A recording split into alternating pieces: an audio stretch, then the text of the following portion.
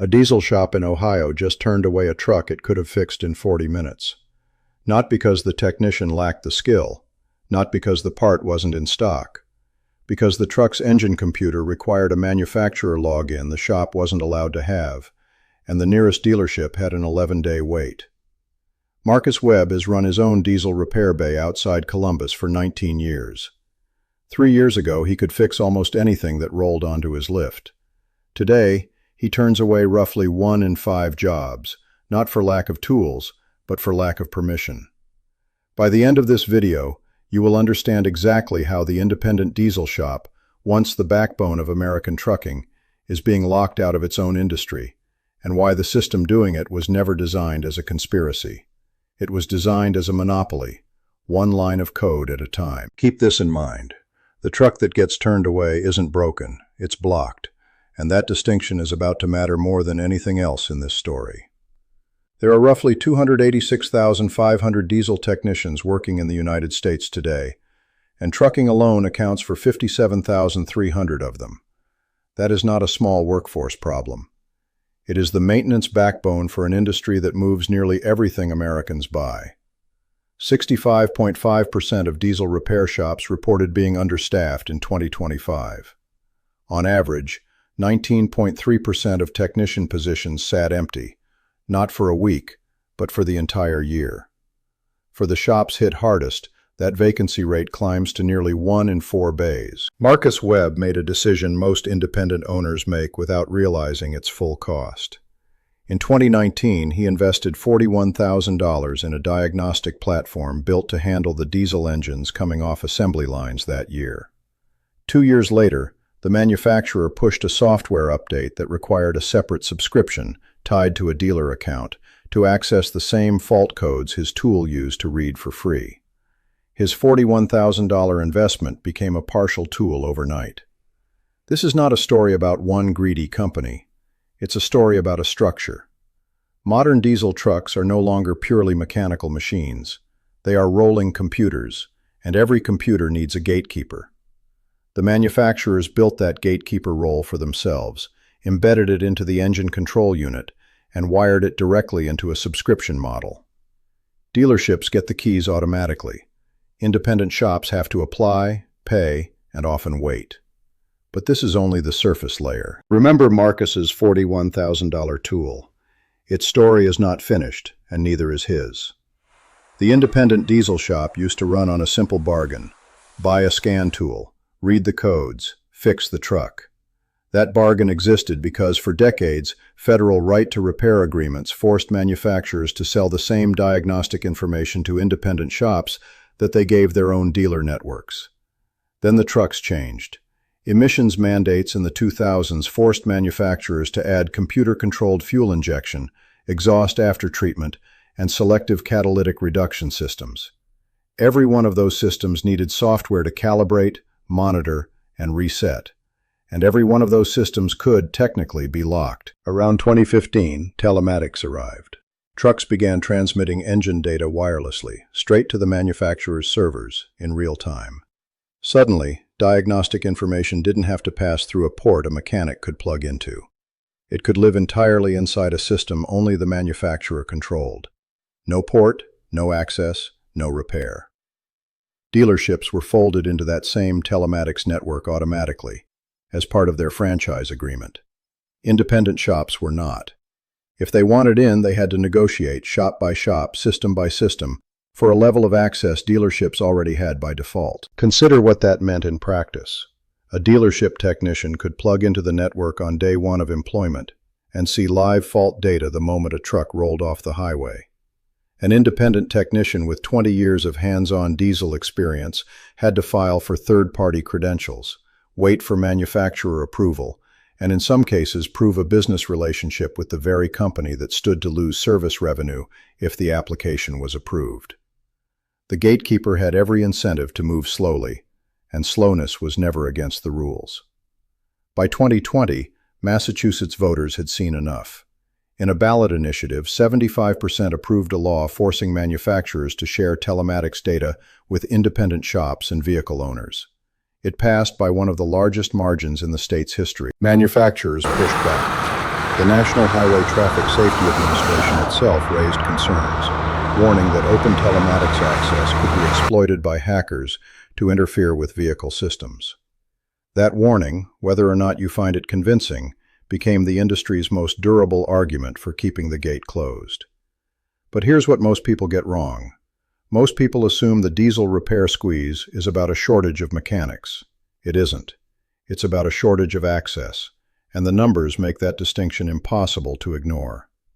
Data restrictions cost independent repair shops an estimated $3.1 billion every year, industry-wide.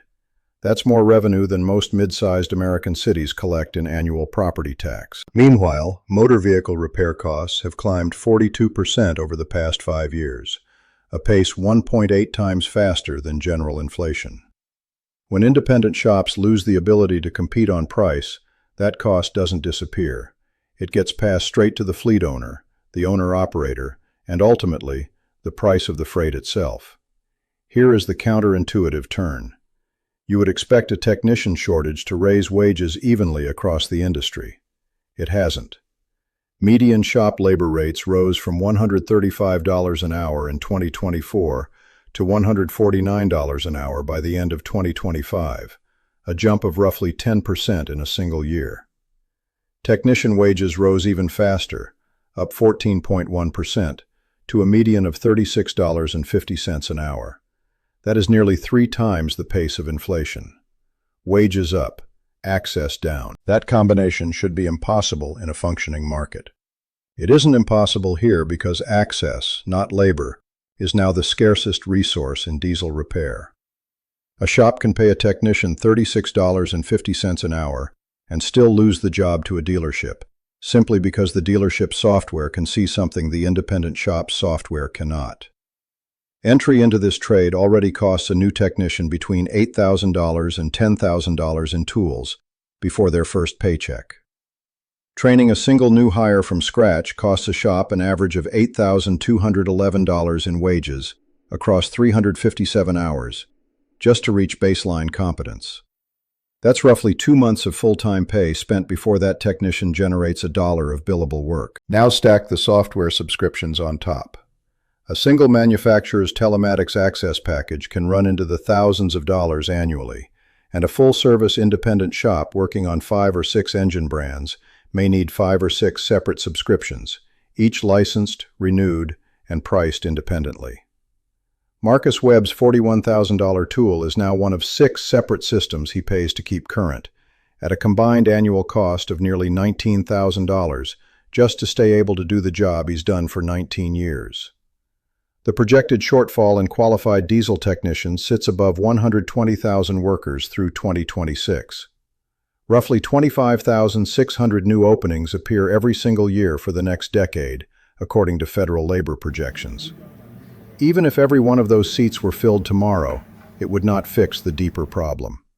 You cannot train your way out of a locked door. If you've ever felt like the local diesel shop you trusted for 20 years suddenly can't do the job it used to, you weren't imagining it. You were watching a business get quietly disconnected from its own trade. Here's what most people don't realize. This isn't a story about outdated shops falling behind modern technology. It's a story about a modern industry building technology specifically so that only one type of shop is allowed to keep up. The independent mechanic isn't losing a skills race. He's losing a permissions race, and permission was never something skill could buy.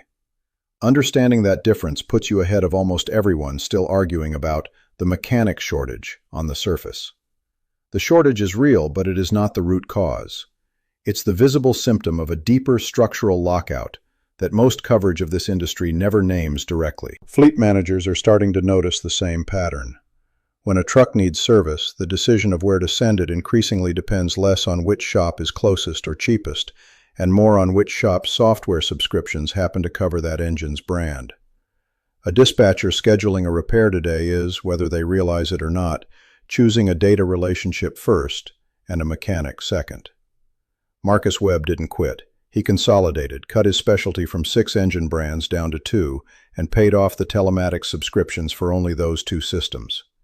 His revenue stabilized, but his shop now does less than half the work it once could. Which brings us to what happens next. Federal legislation, the Repair Act, sits in Congress right now, aiming to force every manufacturer to share the same telematics access with independent shops that dealerships already receive automatically. It has been introduced. It has not passed. Until it does, every independent diesel shop in America is operating on borrowed access, one software update away from losing the ability to fix the very engines it was trained on. The shortage of qualified technicians is a crisis you can measure in job postings. The shortage of permission is a crisis you can only measure in trucks that never should have needed to leave the lot. For Marcus Webb, and for thousands of shop owners like him across the country, the calculation now runs in the opposite direction from everything he learned in 19 years of turning wrenches. The question is no longer, can I fix this? It's, am I allowed to? And until that changes, the answer will keep depending less on what's under the hood and more on who holds the key to the software that watches it. The next time you see an independent shop turn down a job it clearly has the skill to handle, you'll know exactly what happened. It didn't lose the ability to fix the truck. Somebody else decided it wasn't allowed to.